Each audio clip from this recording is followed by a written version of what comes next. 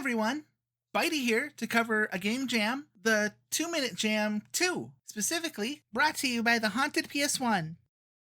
Had a pretty small turnout of only 9 entries, but that was likely due to having an unfortunate timing of running parallel to the Demo Disc 4 submissions. But the 2-minute time limit is pretty restrictive too, so Anyhow, enough bellyaching, let's dive into this bite-sized selection. Tinsel City was interesting. Basically, you start in the theater, and then you are just kind of free to explore a whole little area at your leisure. The 2-minute limit is applied that you pass out after 2 minutes and wake back up in the theater, which kind of feels like time loop stuff to me, and I'd argue it breaks the spirit of the jam. I mean, I suppose you can consider each 2-minute adventure its own tale, open-ended and all, but in my heart, I feel like this wanted to be an explorable diorama of sorts. One that might take like 10 minutes regularly, but now there is a pass-out timer and you gotta rush through. As for things to do, you could change the movie, spawn sharks, talk to people, fall into a lake, fall into a well, play Pong, Space Invaders, draw on your face. This game's full of things to do. Maybe there's a particular set of things you can do in order for a proper ending, but I never figured them out. Still, I can appreciate the submission for what it is. Blue vs. Red Guys, Don't Become Purple is a game where you're intended to bob and weave through bullets and guys to not get hit. The 2-minute theme is implemented with a 2-minute timer to survive, and since you could in theory get to the ending in one run if you had the skills, I'd say this game does the theme justice. It is a shame that the game is tough to play. To start, the full screen doesn't seem to actually full screen, and the move keys are the arrow keys, which took me like 3 or 4 deaths to figure out. And when you die, you have to reset the whole web page because there doesn't seem to be a button to try again. And you'll be trying again a lot because the red guys move wicked fast and their balls come out of nowhere. I didn't end up beating this one. It's a little too tough for me, but it's fine. Okay, now this one was pretty fun. You're a space orbital laser protecting a convoy from, zombies, I think it said? My only complaint is the fog made it really hard to see anything, but the low visibility didn't make the game impossible to play, just maybe impossible for me to get a perfect 5 out of 5. I believe the convoy takes 2 minutes to reach A to B, so I'd say this game fits the jam theme pretty good. Just a short little story told in 2 minutes. It's not deep or complex or anything, but it's there and it's clear. There's a convoy, protect convoy. Convoy makes it, or doesn't, depending on how well you shoot. Jesse Jumps is an interesting platformer where you can jump and you can teleport, but your teleport circles around you, so you have to time it just right. The game tells you there are 5 levels to beat, and your goal is to do it in 2 minutes or less, which is how it implements the 2-minute theme.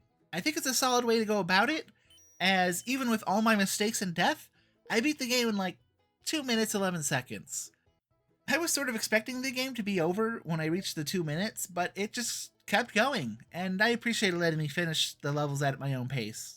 It did its due diligence to be a 2-minute game, while still being fun to play, and there is still that challenge where I feel like if I went back to it, I could probably do a lot better and be more like a speedrunner. Overall, great entry.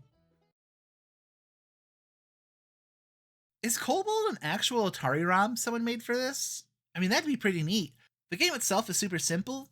Walk along a cave until you hit the dark patch, and then struggle to jump in complete darkness until you get to the next part of the cave with an artifact that seems to glitch you out and then end the game. It's like 6 or 7 screens, and it can be beaten in like 90 seconds, so it fits the 2-minute theme. I'm just having trouble getting over how cool it is to see someone like make a Atari game for one of these jams. Or they went through a lot of effort to emulate an emulator. But either way, it's pretty cool. This is a super simple shmup. Aliens come from the right, you're on the left, shoot, survive.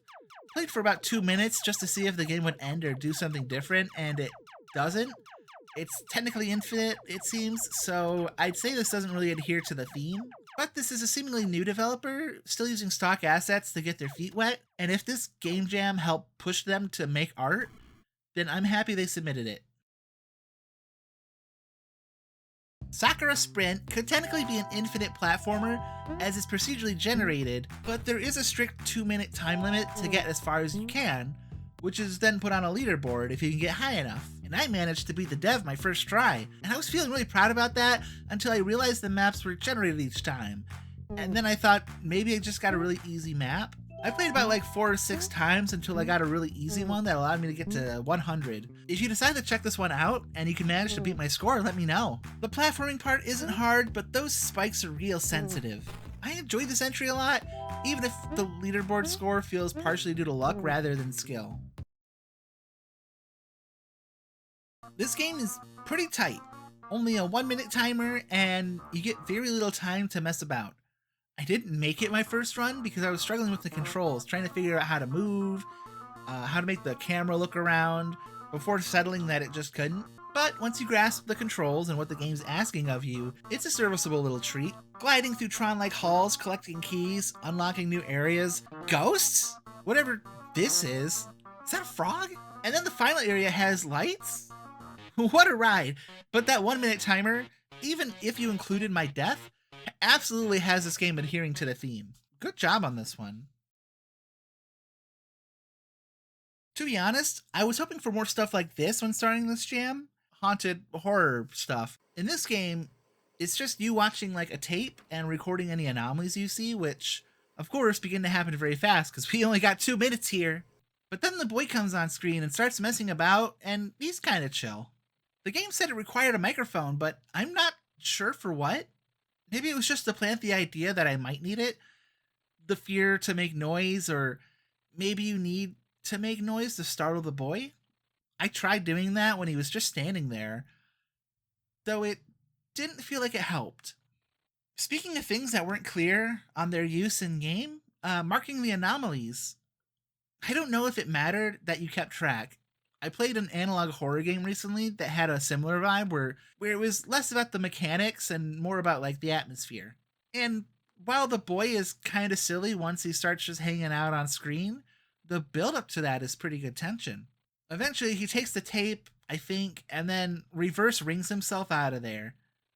I think including the letter, this might push past the 2-minute mark, but my whole recorded footage is only like 3 minutes, and that's not too bad over the mark. Gosh, I didn't even talk about what's on the tape itself, because I was so distracted by everything else going on, I barely saw. I caught a dude getting chased, but otherwise I don't really remember what happened. But you know, overall it was still a neat entry. I'm really happy we got it. I've seen this dev floating around here and there, and I'm happy to see them back and participating. I want to thank everyone who participated in this jam. Even if some of them didn't quite land with me, I always appreciate the hard work that goes into making games. And I'm glad this was something small that I could kind of get back into the swing of things with, because I've been wanting to do these videos, but I just got kind of busy, you know, with Madvent and all that. Anyway, I hope I can catch you all for our next jam.